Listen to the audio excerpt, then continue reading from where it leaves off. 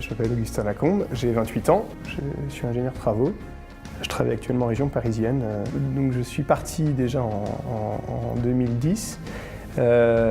J'étais à l'époque, je terminais mon BTS bâtiment. Donc je suis parti dans un foyer de charité, au foyer de charité de Port-au-Prince, donc le foyer de charité Sainte-Marie, dans le quartier de Canapé-Vert. Donc un an, du 2 octobre 2010 au 2 octobre 2011. Ça s'est inscrit dans le contexte de la reconstruction de Port-au-Prince, donc le séisme qui avait eu lieu le 12 janvier 2010. Donc le foyer là-bas fait vivre une communauté, un quartier de 2000 habitants.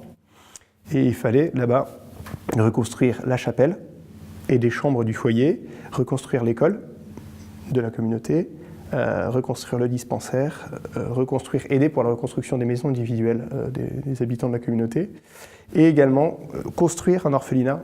Mon poste là-bas, c'était assistant technique maîtrise d'ouvrage. Je suis parti tout seul. Ma mission, c'était d'être avec un foyer qui avait sur place les moyens et les ressources pour reconstruire, mais qui n'avait pas les compétences pour suivre ces travaux de reconstruction. Je suis arrivé le soir au foyer, j'étais fatigué, je me suis demandé mais qu'est-ce que je fais là, alors qu'avant je ne m'étais jamais posé cette question. Et en fait, j'ai découvert que je débarquais vraiment dans un foyer de charité. C'est-à-dire qu'à table, je m'assois, là je suis fatigué, et qu'est-ce que je vois en face de moi? Je vois une photo de Marthe.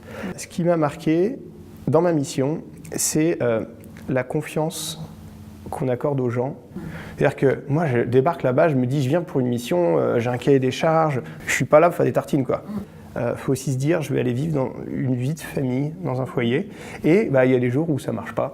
Il y a des jours où sur le chantier, c'est le bazar. Et dans ce cas-là, moi, je m'appuyais beaucoup sur la sérénité des membres de foyer. Alors, mes journées commençaient très tôt.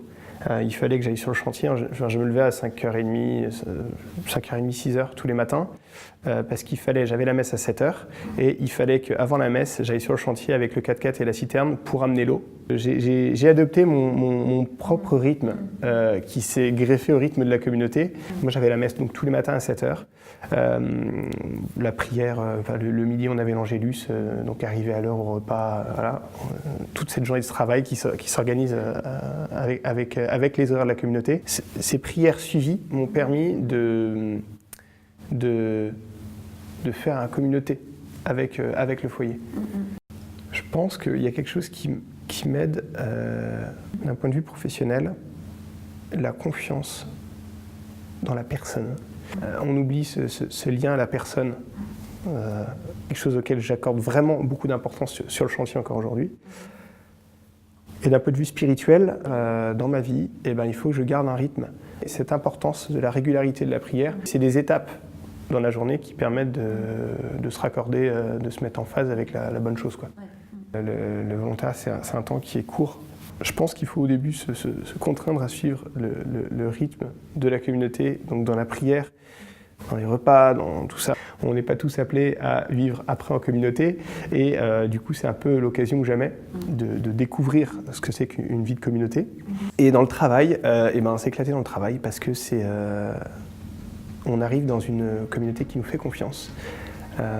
Et c'est l'occasion de travailler, je dirais, seulement pour la confiance.